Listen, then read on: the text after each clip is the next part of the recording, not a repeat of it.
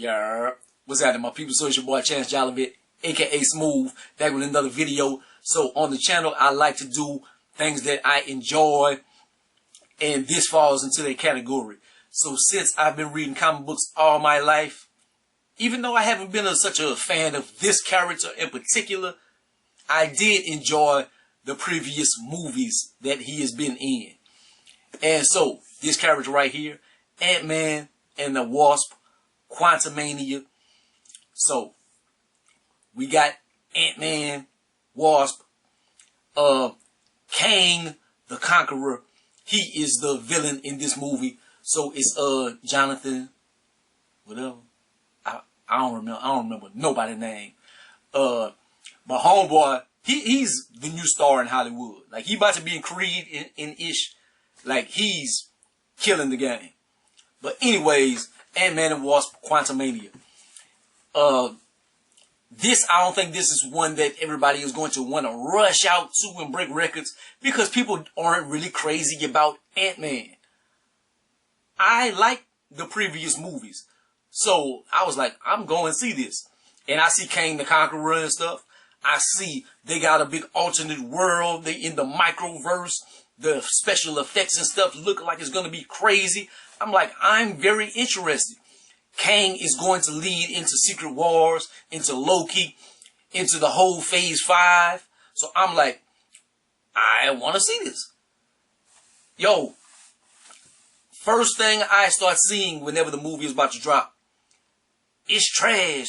Rotten Tomatoes, Metacritic, and all this is getting low scores. It is getting lower than Thor.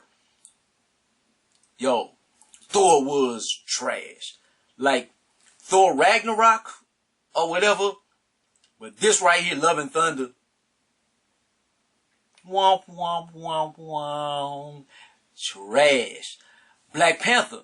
When I seen it in the theater, I was like, oh, it's good. Man, I watched it the other day. Man. Y'all pay attention to Black Panther too, dog.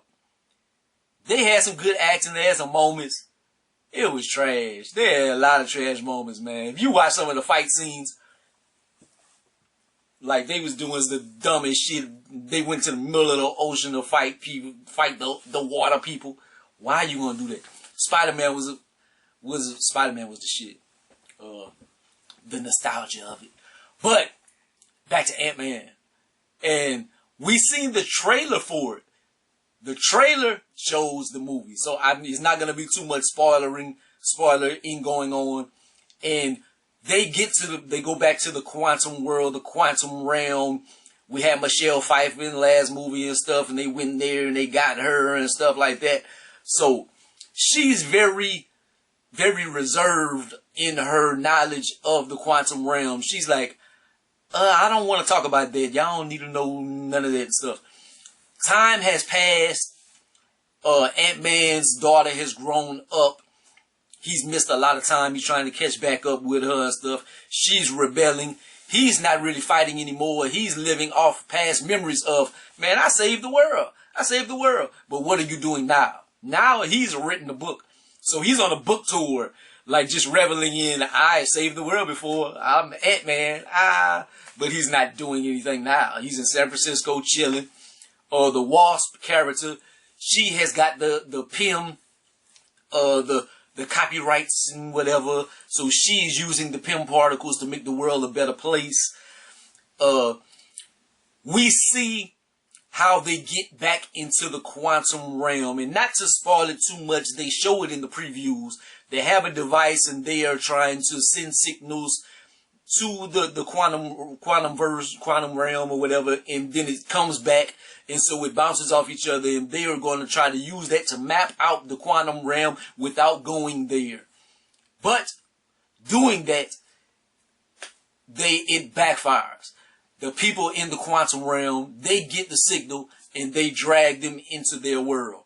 So they are back in the quantum realm, and Michelle Pfeiffer, she thought this was far behind her. She didn't think she was going to have to face reality of things that she did, things that she's seen.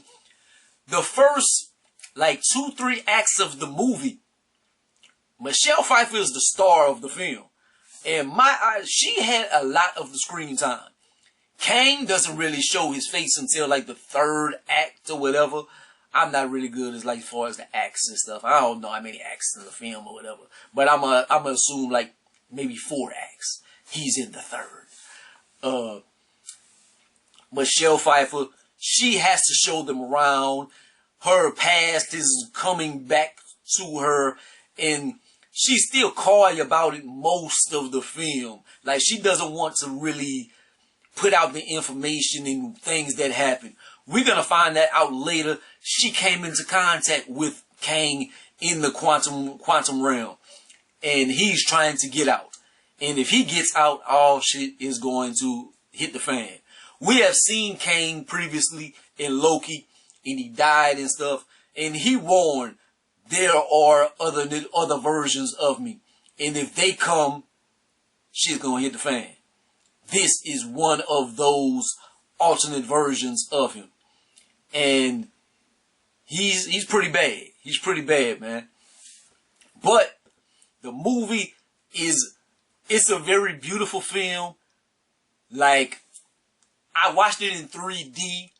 It was nice, but I can see how somebody might be like, this effects aren't the greatest. It might look cheesy because you see a lot of beautiful things, a lot of CGI around them. But then if you have seen any of these films in like behind the scenes, it's like you watch something like Game of Thrones and you like, this is beautiful. You know they went on location, that this scene and this scene they are filmed all around the world. This movie right here is like they were in Tyler Perry Studios in Atlanta or something in a big blue room, and they CGI'd all the stuff. Like, they weren't anywhere. They were just in a big gymnasium filled room, and that's how they filmed this film. That's how you can look at it. So that is like a negative, but they made the most of it. They created a whole world with the technology. But I like Michelle Pfeiffer's character.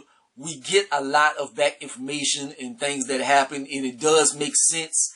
It makes for interesting cinematography and stuff. We get to see Kang's story a little bit more, like this version of Kang.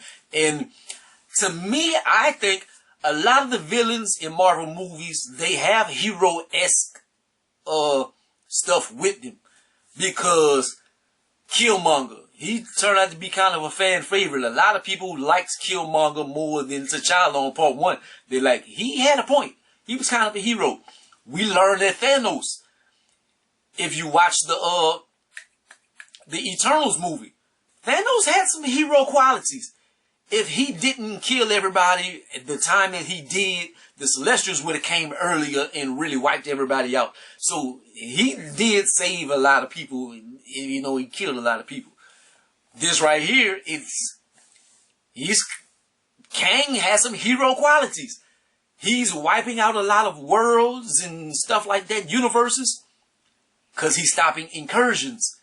If you read the Secret Wars, they got Secret Wars 1, 2, and 3. If you read Secret Wars 3, the newest iteration of these comic books, and whenever they had the incursion series going on in the comic books, and worlds were clashing, and the Illuminati had to like defeat worlds and sacrifice worlds to save the worlds and stuff, it makes sense and stuff. But I'm blabbing on and stuff, trying to give you like some backstory that you don't get in the film. But it was good. It was better than expected. Because going into it, after seeing the Rotten Tomatoes and the Metacritic and how they were trashing the film, saying how trash it was, I was like, damn, this ain't gonna be too good. It was good. They had funny parts, so I was expecting it to be like silly, like Thor. It has a very serious tone to it. I like that. I like that it had a serious tone. But being Ant-Man, and he did have a lot of comedic elements, and I want to say this Paul Rudd, being a comedic actor. They do have silly moments in the film. and it doesn't throw everything off. It's still good.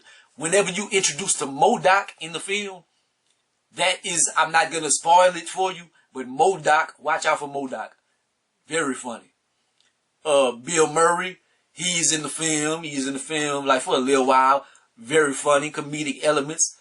The action on here, action on here was better than like Black Panther and stuff.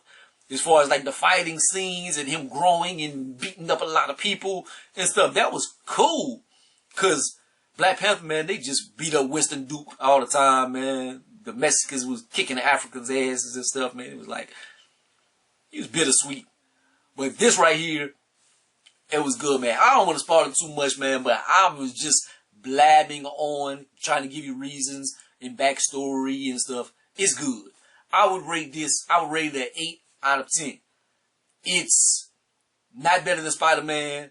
It's it might be a little bit better than Black Panther. Like Black Panther had the elements of like honoring Chadwick that I loved. But as far as like who became Black Panther, the fighting scenes, the length that it takes for her to become Black Panther and stuff, them killing Angela Bassett, there was a lot of elements that I didn't like about Black Panther that I like on here. The heroism and stuff, you fighting against a deadly foe,